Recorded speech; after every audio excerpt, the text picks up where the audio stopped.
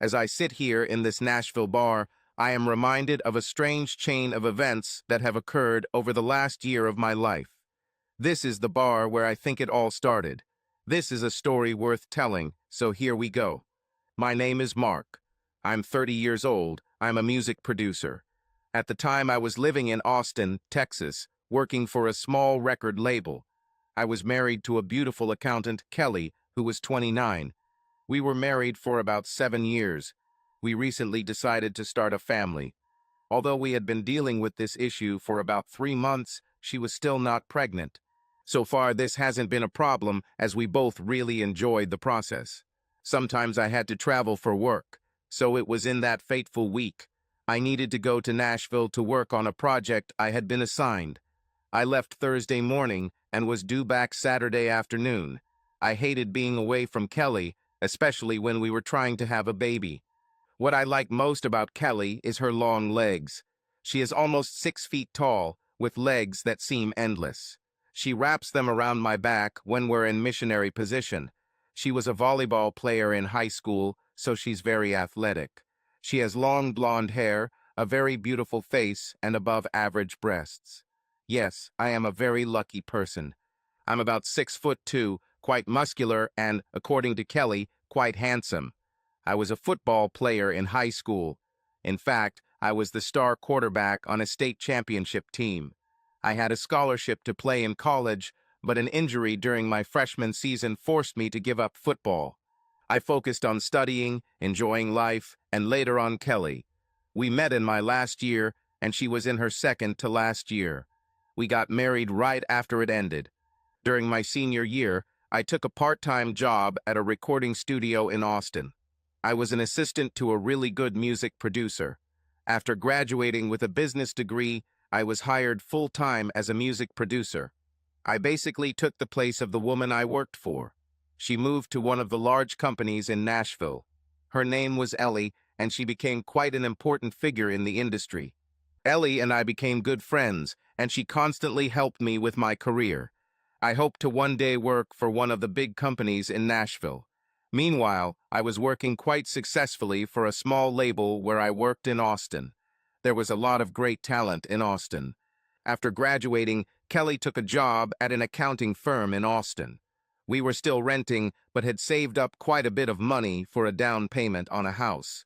As soon as she became pregnant, we planned to buy a nice family home. Ellie and I kept in touch, and she would send me business from Nashville from time to time. That's why I went to Nashville. Ellie arranged for me to work with several new up-and-coming artists. She wanted me to produce their album on our label. I went to meet them to see if we could make it work. If all goes well, they will record in our studio.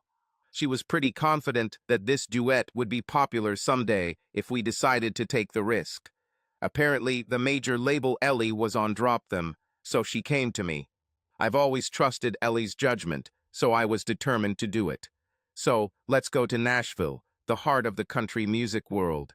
My plan was to meet them on Thursday to plan everything. On Friday, we were supposed to make a demo, select songs for the album, and ultimately sign a record deal. If all goes well, they'll be in Austin next week to record the entire album in our studio. I'll also be booking them some nice venues to play in Austin. Austin is considered the live music capital of the world. I arrived in Nashville on Thursday afternoon and immediately got to work. Finished around 8 in the evening. I had a glass of wine at the bar and then went to my room. I called Kelly and we talked for about half an hour. I already missed her a lot. After talking with Kelly, I fell asleep pretty quickly. It was a long day, and the next day I had another work shift waiting for me. The next day I had a lovely lunch with Ellie and then got back to work with the group. Our plan was to work late into the evening, finish everything, and then return home on Saturday. I called Kelly after lunch and told her I'd be working late so I wouldn't call her tonight. I'll call her on Saturday before I leave. We talked a little, said, "I love you" to each other, and I got back to work. Everything was going well with the group. Ellie was right, they were truly talented, they just needed a chance. This was also a possible breakthrough for me. If I could get this album on the charts, my reputation in the business would increase, and perhaps I could reach a larger market. The demo turned out great. We chose the songs and signed a contract. Most of the songs were their own, but a couple of them were written by other authors. Overall, everything went very well. We finished around 9:30. We were supposed to record the album next week in our studio in Austin. My life at that moment was going just fine. I returned to the hotel a little after 10 p.m. I told Kelly I wouldn't call, so I didn't since she was probably already in bed. I was still excited from the day, so I decided to have a glass of wine at the bar. After the first glass, I decided to have another one and then go to bed. 2 glasses of wine should help me get a good night's sleep. My plane didn't leave until 13 the next day. I was about halfway through my second glass of wine when a really beautiful woman sat down next to me at the bar. She was dressed in a very professional business suit. She ordered a glass of wine and smiled at me. I smiled politely back. She took a few sips of wine and then began to cry. I was the only one who sat next to her. What was I supposed to do? She clearly needed to talk to someone. I said, "Excuse me, ma'am, but are you okay?" "No, it's not okay," she replied. "Do you want to tell me why you're crying?" "Actually, I really need to talk to someone.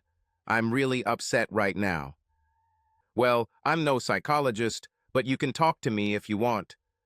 "Thanks, but I don't want to burden a nice guy like you with my problems." "It's no big deal, ma'am. My name is Mark." "My name is Patti.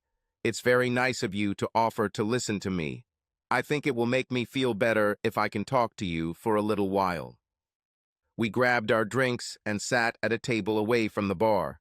Patti told me that she had just received a call from her husband. Patti said she was in town for affairs. He called to say that he was in love with another woman and was leaving her.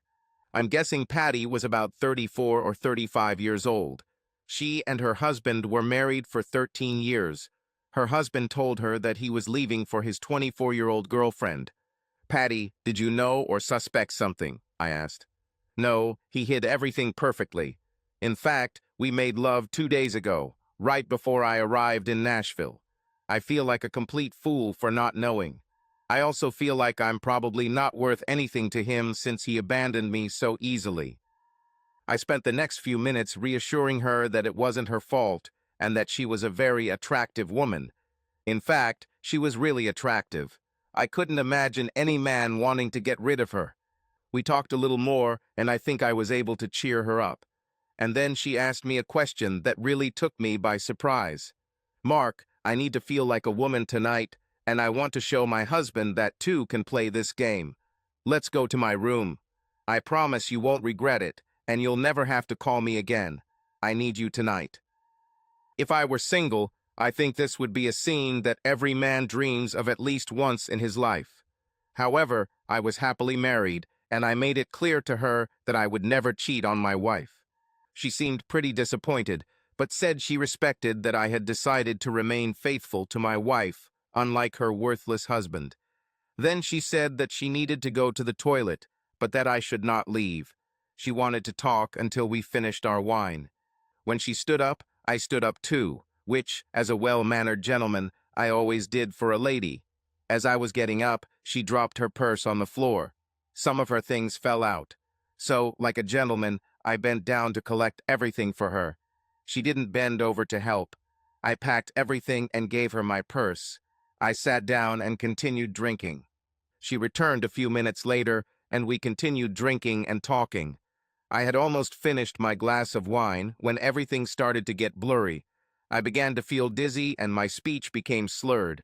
I knew I hadn't drunk enough to get that drunk, but that's exactly how it felt. The room began to spin. I realized that I urgently needed to get to my room. Patti commented that I might have had too much to drink and offered to help me get to my room. We headed to my room, but I was quickly losing consciousness. The last thing I remember was Patti opening my room with the key. The next thing I remember is waking up around 10 a.m. the next day.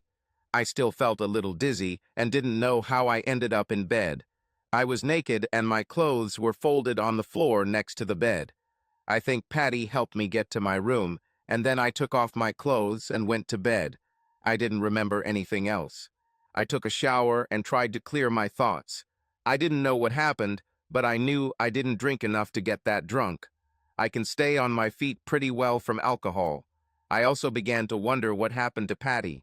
I got dressed and headed to the airport. When I arrived at the airport, I learned that my flight was delayed until 3 p.m. I tried to call Kelly, but the call went straight to voicemail. I left a message that my flight was delayed. I tried calling several more times over the next few hours, but each time the call went straight to voicemail. This was unusual because she always carried her phone with her. The flight was delayed a little more, but we finally took off around 3:40. The flight took about 2 hours, so I arrived in Austin around 5:45. I tried calling Kelly again. This time the call went through, but no one answered. I left another message that I had just arrived in Austin. I took the shuttle to my car and finally made it home around 7:15. The apartment was dark when I opened the door. I also didn't see Kelly's car in the parking lot. Something was happening, but I couldn't understand what it was. Kelly had to answer the phone, and she had to be home. I started to worry that something might have happened to her. I walked around the apartment to see if there were any signs of a struggle. Maybe someone broke in and kidnapped her. Everything looked as usual. I noticed that several things were missing from her closet. What the hell is going on? I sat down on the couch with my laptop in front of me on the coffee table. I was going to start calling her parents and the police. I didn't want to scare her mom and dad, but I needed to call in case she was there for some reason. They live 30 miles away in San Marcos. I took out my phone and a message appeared on the screen. It was from Kelly. Thank God, I thought. She is all right. Her message said, "Are you at home and do you have your laptop nearby?" I texted her back. "Kelly, where are you? I was so worried. I thought something happened to you. Are you okay, baby?" She wrote, "Yes, I'm fine. Turn on your laptop and call me on Skype. Then you'll understand what's going on." I turned on my laptop and logged into Skype. I then contacted Kelly via Skype. The first image that appeared was basically Kelly's face in front of her camera. I couldn't pinpoint exactly where it was. "Hi, honey. Welcome home. Did you have a good time in Nashville?" "Kelly, what's going on? Where are you? Why weren't you home when I arrived?" I asked. "Answer my question first, Mark. Did you have a good time in Nashville?" she said. "I was there on business, Kelly. I did what I had to do." "What the hell is going on here, Kelly?" I said. She made an angry face and said, "I'll tell you what's going on. You're a traitor.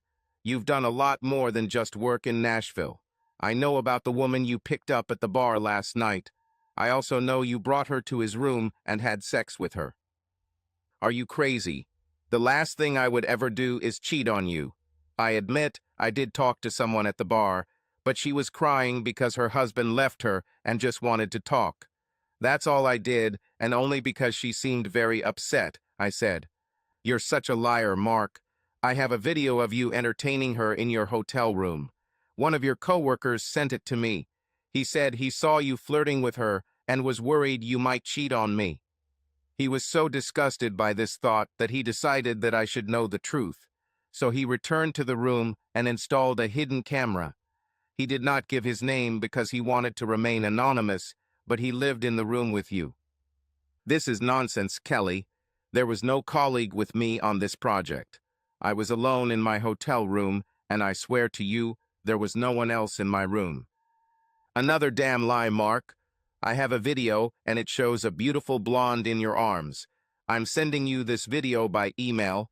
Watch the video and tell me it's not you." I played the video she sent. The video was taken in my room, and of course it looked like the girl I was talking to last night was having sex with me, just like she said. We were both naked, and of course it looked like I did what she said. The problem is that I know this is not true. Something was wrong here. I returned to Kelly on Skype. "Kelly, I know it looks bad, but I didn't do it. Something is wrong here. I didn't have sex with this woman." "Boy, Mark, you are so great. I have proof, but you still deny it." "Well, honey, two can play this game. I mean, Fair is fair, right? She walked away from the camera, and I saw that she was wearing a very thin peignoir. She looked very hot and sexy. Suddenly, this young, handsome, muscular guy came into view and hugged Kelly. It looked like they were in a motel room. I screamed, "Kelly? What the heck?" "I told you, honey, two can play this game. It's time to get a little revenge, and I'm sure I'll enjoy it." They started kissing in front of my eyes. His hands were all over her. I shouted, "Hey, get your hands off my wife now." They both laughed. "Kelly, please don't do this. You are making a big mistake. I didn't cheat on you. Come home and we can sort this all out. Please just come home so we can talk." It was more than I could bear. I had no idea where the video came from, but I knew I was innocent. I couldn't stand it and cried like a child. I was very hurt. I couldn't look. I was inexpressibly hurt and humiliated. Tears rolled down my cheeks as I said, "Kelly, you have hurt and humiliated me more than I thought was humanly possible. If this was your plan, then you have succeeded. I am innocent of what you accuse me of. However, I will find out the truth, and when I find out, I just hope that you can live with yourself." She suddenly looked a little remorseful, but then she laughed and said, "I know what I saw, Mark, and now you know what it's like." I turned off Skype and turned off my computer. The next morning, I woke up hoping it was a bad dream, but I knew it wasn't. Somehow, I had to get to the bottom of it all. The key was the video. It looked real, but I didn't remember having sex with anyone in my room. I remember talking to Patti, who apparently was the woman in the video, but I don't remember her being in my room. Then it all came back to me. Soon after she went to the restroom, I started to feel different. I thought I somehow got pretty drunk from 2 glasses of wine, but now I started to wonder. She dropped her purse, and I picked it up for her. She didn't bend over to help. Could she have put something in my drink? That must be the case. They slipped me something. Then I barely remember how she helped me get to my room. Something else suddenly dawned on me. Was there anyone with her? I had a feeling that someone else was there. The next thing I remember getting to the door was waking up the next morning. They could easily stage this video to make it look real. I knew someone who could help me. I called my good friend Jerry Burns. Jerry was a video expert and freelance photographer. He ran his own business out of his home. He made professional videos and photographs. I called him, and luckily he was at home. I explained everything and told him the whole story. He told me to come this afternoon. I bought a copy of the video Kelly sent me. He watched the video at normal speed and said that it did look pretty depressing, but he noticed a couple of flaws. He wanted to see it in slow motion and on a larger scale. He had sophisticated equipment to determine if it was a fake. He said it would take a while, but he would call me tomorrow. I spent a restless Sunday afternoon not knowing where Kelly was or what she was doing. I also cried because I knew my marriage to Kelly was over. Even if I proved my innocence, I could never get her back. The vision of what she did to that young guy haunted me, and I will never be able to forget it. It was around 6:00 when I received a text from Kelly. "Just wanted to let you know that John really wore me down last night. We had fun all night. I'm going to do it again." She actually kicked me while I was lying down. I just wrote back and said, "I was set up, Kelly. The video is fake. I don't know who did this, but I will find out, and you will be very sorry. You do what you think you should do, but remember, so do I." She wrote, "More lies from Mark. That's what scammers do." I didn't answer. I knew she didn't believe me, so I would get proof. On Monday morning, I went to work because I still had to produce the album. At least it went well. This band was amazing, and the records sounded great. I've become really good at what I do. We were taking a short break that day when a man came up and asked if I was Mark Lambert. I admitted that I was. "You have been served with notice, sir." He left. I opened the envelope and found divorce papers from Kelly. She accused me of adultery. I decided that this bitch would pay for this. A little later, Jerry called me and said that I needed to come in the evening. He had some interesting things he found on the video. I also decided that I needed a lawyer, so I called my friend Bernie, one of the best family law attorneys in Austin. He also specialized in defending men in divorce cases. I told him the whole story. He said he definitely wants to take on this case. He also wanted to go with me to Jerry's to study the video. We all met in the evening at Jerry's studio. Jerry started by saying, "Mark, that's you in the video, but it was staged. It looks like you were drugged with something. At normal speed, you appear to be reacting, but in reality, you were unconscious. I can also show you who did it." Jerry brought the video up to the big screen and played it at slow speed. The video showed me on the bed as Patti rode me. "Look at your head, Mark. Your eyes are closed, and your head only moves when her body goes down. And it moves the same way every time. Your hands are on her hips, but they never change position. Your eyes never open. It seems that at least sometimes you would look at the beautiful woman with whom you are apparently having sex." Jerry said, "Mark, these things are usually done by guys who want to seduce your wife. Since whoever set you up wasn't trying to seduce your wife, we need to find out why he did it. Kelly went out and just slept with a stranger, so that his revenge did not include sex with your wife. We should probably find out who did this first," I said. "I can show it," Jerry said. He took the film a little further. The camera was probably on a tripod as the image was fairly stable, but there was someone behind the camera. I know this because when Jerry zoomed in, we saw his face in the mirror on the closet next to the bed. He must have moved the camera slightly to give us this shot. Jerry printed it out for us. I knew this guy. His name was George Zachary. We studied together at school. He was also on the football team. I took his place as quarterback.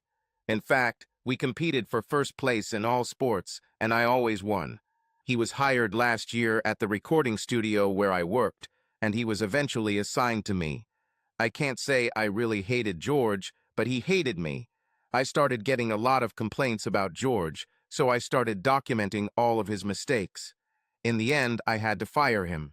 This was about a month ago. He said I would regret it.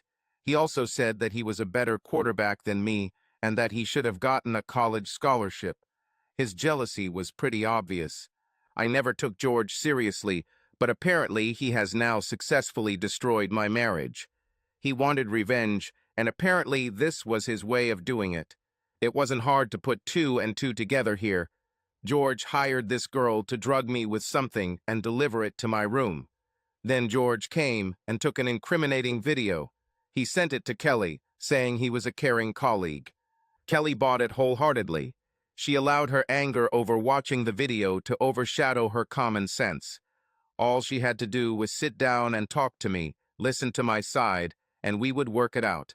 I told Bernie to set up a meeting with Kelly and her lawyer as soon as possible. We were going to expose it all. Bernie suggested that I go back to Nashville and try to find Patti. I was confident that I could convince her to come to the meeting and tell me what had happened for a price. I wasn't sure when I would be able to go to Nashville, but I thought it was worth a try. The next day, everything was going well as we finished the album. I had a feeling this band would go far. I will say that everything went well until the end of the day. After completing the recording, my boss, Mr. Perkins, called me to his office. "Mark, the owner, Mr. Tess Jenkins, received a video of you with a young woman while you were working in Nashville. It was sent by a former employee who said he didn't like our company being represented in such a vulgar way. He said you married, but it wasn't your wife." "I can explain everything, Mr. Perkins." He interrupted me. "Is that you in that video?" "Yes, but I can explain." He interrupted me again. "Mark, I'm sorry, but Mr. Jenkins has asked me to inform you that you have been terminated with immediate effect. You need to clear your desk now. Mr. Jenkins is a very religious man and does not like it when his employees break the commandments." But I was set up by George. "Mark, his decision is made. You're fired." "Mr. Perkins, I have proof of what I am talking about. I will present this truth. The company may be guilty of wrongful termination. I am simply telling you what will happen. I will go quietly." I called the airline and booked the next flight to Nashville. At 21:30, I was sitting in the lobby of the same hotel. I had to find Patti. I had to convince her to come to Austin. Bernie called while I was sitting in the lobby. He made an appointment with Kelly and her lawyer for Thursday afternoon. He said we wanted to discuss the terms of the divorce and how much money Kelly wanted. They agreed to meet at her lawyer's office. I called Jerry, and he assured me that he would be at the meeting with all the evidence. Bernie also arranged with her lawyer to have a mediator present at the meeting to listen to both sides. They were confident that they would get everything. Around 11:30 p.m., I was almost giving up. I knew it was a risk, but I hoped that Patti was often at this hotel on business. I decided to get a room, rest, and then head back to Austin. I got up to go to the front desk when Patti walked in with an older man in a very nice suit. They walked to the elevator and went up to his room. I wasn't sure how long I would have to wait, but I was determined to wait as long as necessary, perhaps all night. I moved around the lobby so as not to look like I lived there. Patti left the elevator at 0:45. The guy didn't last long. I approached her and asked to talk. "Hey, Patti, do you remember me? We met last week." "Sorry, I don't think I know you." "You sat next to me at the bar, told me your husband left you, slipped something into my drink, and then made a fake video of us having sex. I think George hired you." She laughed. "You're a music producer." "Yes, I remember. George said it was a big joke. The video was to be used at a birthday party your friends were throwing. It was an all-male gathering. Everyone had to laugh at it." "No, Patti, that's not true. George sent the video to my wife and told her I was cheating on her. He also sent it to my boss. My wife left me, slept with a stranger, and I got fired. Can we talk, Patti?" Patti stopped laughing. A terrible expression appeared on her face. She nodded for me to follow her to the bar. We each ordered a drink, but I kept an eye on my glass. I told her the whole story. "I feel terrible, Mark. You seem like a nice guy. What do you want from me?" she asked. "My lawyer and I have set up a meeting on Thursday afternoon with my wife and her lawyer. I have a video expert who is willing to prove that the video is fake. I would like you to come as a witness and tell the whole story. I will pay for your airfare and hotel accommodation if you want. I'll also pay you $1,000 for your time." "That's what George paid me to set you up. You know what, Mark? You send me to Austin on Thursday morning and back to Nashville at night. I think I should help you get out of this mess since I started it. Keep yours. $1,000. I think I'll get satisfaction from seeing your wife's reaction. I can't believe she didn't at least talk to you. She didn't even give you a chance to explain herself." "No. She had already passed judgment by the time I got home. Her punishment started the night she forced me to watch her have fun with some guy over Skype. It was the worst night of my life. I decided to get a hotel room and return on Wednesday. I booked a flight for noon for myself and tickets for Patti. After everything was settled, Patti offered to accompany me for the night for free. I thanked her but declined. I was still married and wanted to stay true to my marriage vows. On Wednesday afternoon, I met with Bernie and Jerry. I told them about Patti, and we planned our strategy. We decided that Patti would come forward first, then Jerry would expose the video, and then Bernie would countersue for divorce. Bernie was also preparing a lawsuit against my former record company. We were also going to file a lawsuit against George for interference with family relations, since he was the reason for my divorce. It's unlikely to go anywhere in Texas, but he'll have to spend money on a lawyer. Bernie has already found out where he lives. Bernie, Jerry, and I met for lunch, and then headed to our meeting. Patti texted me that she was taking a taxi to a meeting. Everything was going well. I was glad that I could finally prove my innocence, but I was sad that my life with Kelly was over. Perhaps I could have tried to restore our relationship if not for her verdict on our marriage. We met Patti in front of the office building, and then we all went up to the 9th floor, where the lawyer's office was located. Kelly, her lawyer, and the mediator were already in the room. The mediator turned out to be a very beautiful woman. One of the attorney's assistants showed us into the room. Kelly, seeing Patti, screamed, "What is this slut doing here? Have you been entertaining her all this time, Mark?" Her lawyer made her sit down and calm down. Neither of us said a word. Since we had set up the meeting, the mediator asked us to start. Bernie stood up and explained what we were going to do, which was to prove that the video was not what it seemed. The intermediary saw the video and, like everyone else, assumed it was real.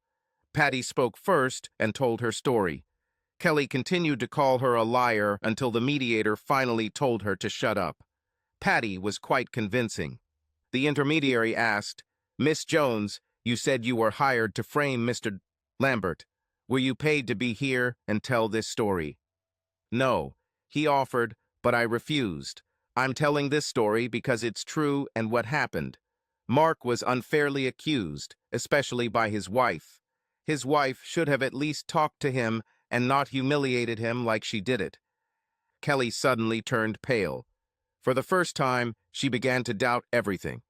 Patti continued, "Like I said, I tried to get Mark to willingly take me to bed under the pretense that my husband was cheating on me.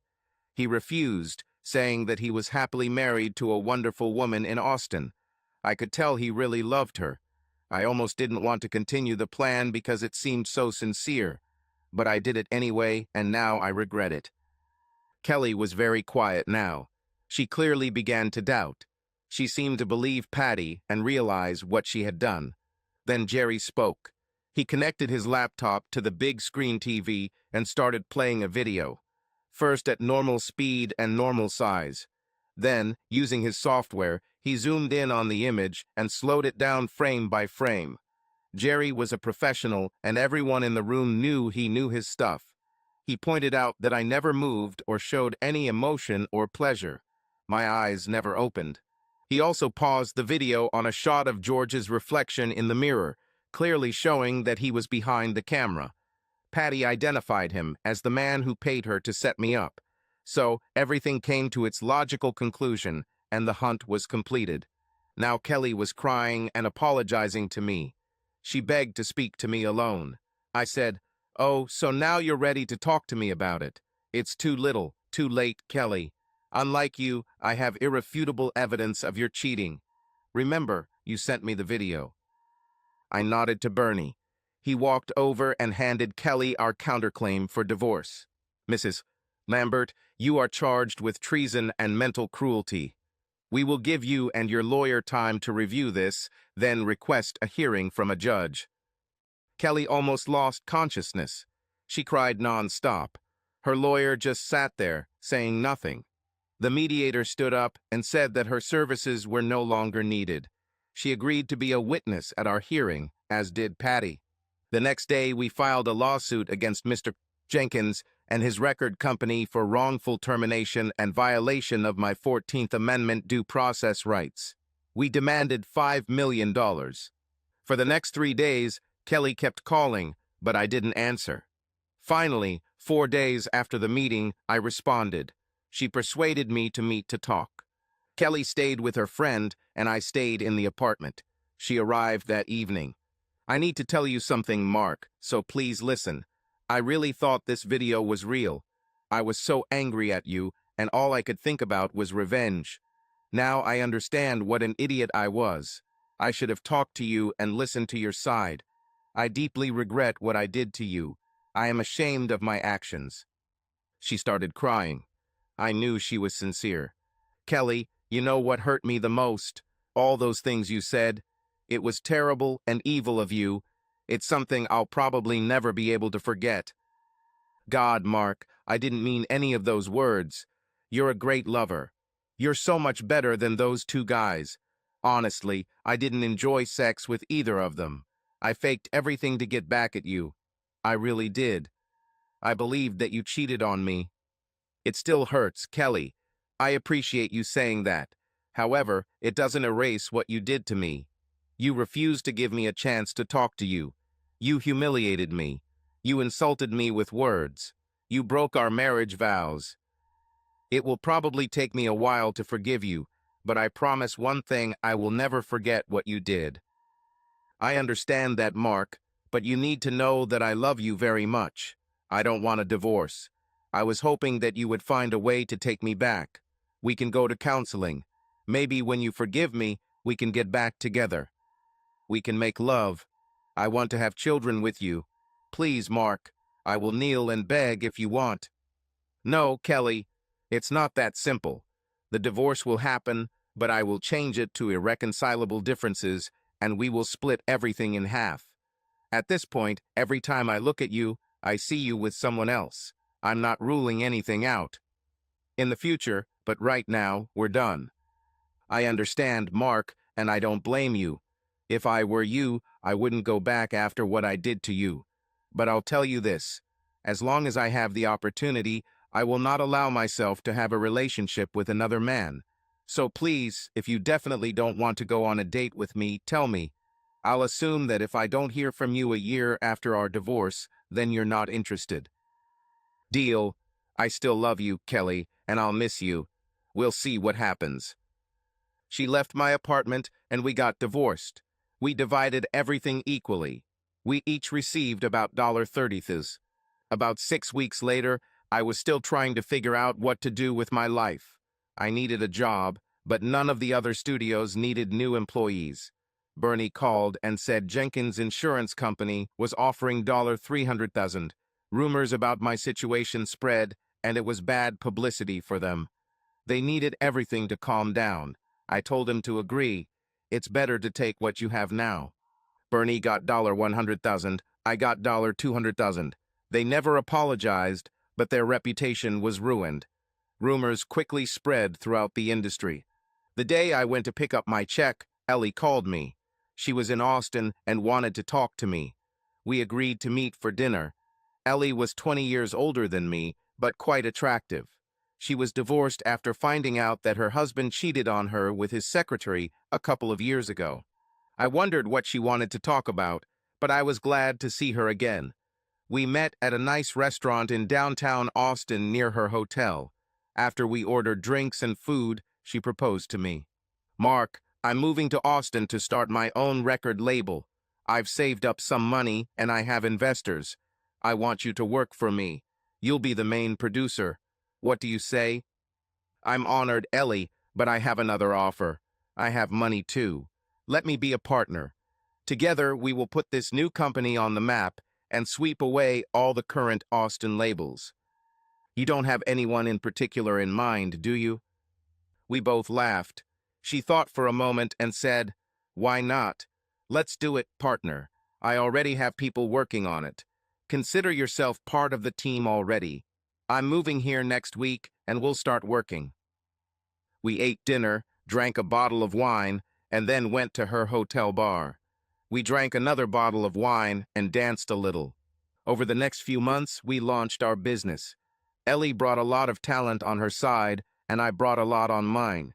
The band I was working with before I was fired ended up joining our label. As I predicted, they became popular. They canceled the contract with Jenkins, claiming that they signed me. Jenkins eventually went bankrupt. I was divorced for about 6 months. I really missed Kelly.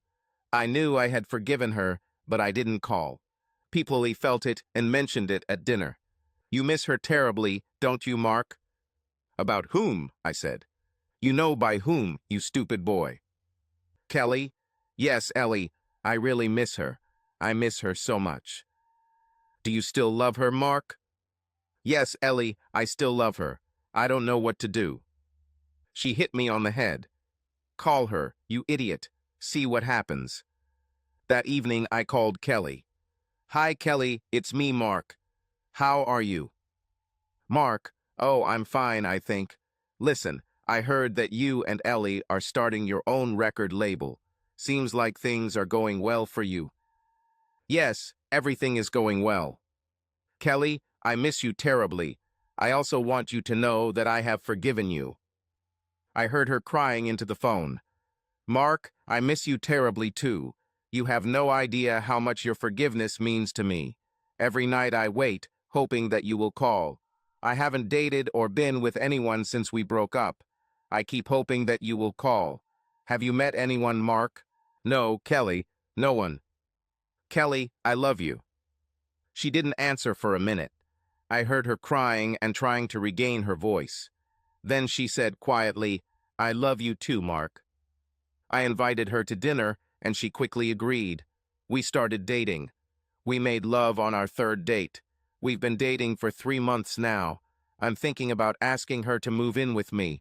I don't know what will come of this, but now we are just living one day at a time. Meanwhile, everything else is going great. Ellie says I'm much happier now that Kelly is back in my life. So this is where I am now. Kelly is getting more beautiful every day. I think we need to decide something soon. I think I would like to have children, but I don't want them to be outside of marriage. We're going to Las Vegas next week. This is a pretty simple wedding venue. Oh well, I think I'm still living one day at a time. You're probably wondering what happened to George.